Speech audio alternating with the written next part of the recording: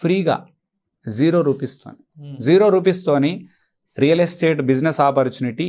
నేను చాలామంది వ్యూవర్స్ని అడుగుతున్నా, ఎందుకు ఇవ్వాలి డిస్ట్రిబ్యూషన్ రైట్స్? మీకు ఏం అర్హత ఉందని నీకు ఇవ్వాలి బిజినెస్ రైట్స్? యాక్చువల్గా వాళ్ళు నీ పాస్ట్ ఎక్స్పీరియన్స్ లేదు, ఎంబీఏ చేస్తే బిజినెస్ చేసేందుకు కాదు అది యాక్చువల్గా కదా, ఏది లేదు ఎక్స్పీరియన్స్. ఈవెన్ ఎంబీఏ అంటే కొంత sales experience, MBA sales and marketing చేసిన వాళ్ళకు అనుకుందాం ఎక్స్పీరియన్స్ కొంత ఓకే, అది గ్రేట్ కాదు మళ్ళీ నా దృష్టిలో, because practical experience important.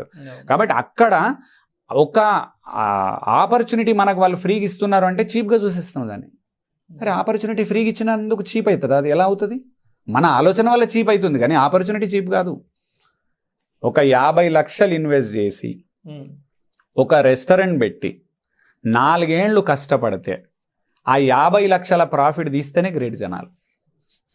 4 years తర్వాత నువ్వు పెట్టిన 50 లక్షలు నీకు వస్తే great, actually you are successful businessman అని చెప్పుకోవచ్చు మనం.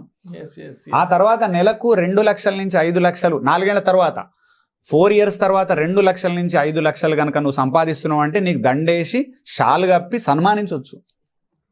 ఇక్కడేం తెలుసా, రియల్ ఎస్టేట్ కానీ ఇన్సూరెన్స్ ఫీల్డ్ కానీ వేరే ప్రోడక్ట్ మార్కెటింగ్లా 5 years కష్టపడి 0 ఇన్వెస్ట్మెంట్తోని 5 లక్షలు 2 లక్షల నెలకు సంపాదిస్తే కూడా గ్రేట్ బై.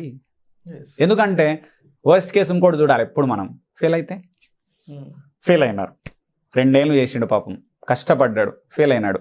ఏం ల్యాండ్ కొన్నావా, ల్యాండ్ కన్వర్షన్ చేయించినవా, డిటీసీపీ లేఅవుట్ వేయించినవా, నువ్వు ఏం చేసినావు అని ఫీల్ అవుతావు నువ్వు? అందులో ఏం లేదు, ఖాళీగా వచ్చినాము, 2 రోజులు పని చేసినాం, హార్డ్ వర్క్ వచ్చింది, ఎక్స్పీరియన్స్ వచ్చింది, గ్రేట్, ఇక అయిపోయింది, బండి నడిచిపోయినట్టే, ఇక కథం, ఇక సక్సెస్ అయినా అంటే ఇక మళ్ళీ మాట్లాడాల్సిన అవసరం లేదు, నువ్వు నాకు వినవి ఇక అంత ఖతర్నాక్ అయిపోతారు.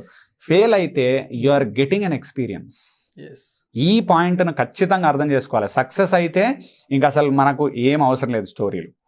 ఫెయిల్ అయితే ఎప్పుడు కూడా గుర్తుంచుకోవాల్సింది ఏంటంటే మనకు వచ్చిన ఎక్స్పీరియన్స్ అద్భుతము. నేను అందరికీ వ్యూవర్స్కి మళ్ళీ ఏం చెప్తున్నా అంటే, తక్కువ ఇన్వెస్ట్మెంట్లో ఎక్స్పీరియన్స్ వచ్చే ఏ బిజినెస్ అయినా చేయండి, ఏ ఆపర్చునిటీ అయినా చేయండి. మనీ ఇవ్వకున్నా సరే, బాబాయ్ ఉన్నాడు ఫర్ ఎగ్జాంపుల్, ఆయన బిజినెస్ ఉంది, బాబాయ్ నీతో నేను 3 ఏళ్ళు చేస్తా, జస్ట్ వర్క్ నేర్చుకుంటా అంతే, చేయండి, పార్ట్ టైం చేయండి నేను అంటుంది.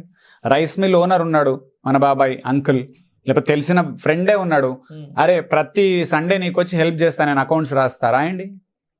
ఫ్రీగా ఎక్స్పీరియన్స్ కనుక తీసుకోగలిగితే ఫర్ 1-2 years, ఫస్ట్ 1-2 years నేనేమంటున్నా అంటే ఫెయిల్యూర్ ఛాన్సెస్ తగ్గించుకుంటున్నాం అంతే, కానీ 100% సక్సెస్ అవుతామని చెప్పడానికి నేను దేవుణ్ణి కాదు, అది సీన్ లేదు అక్కడ.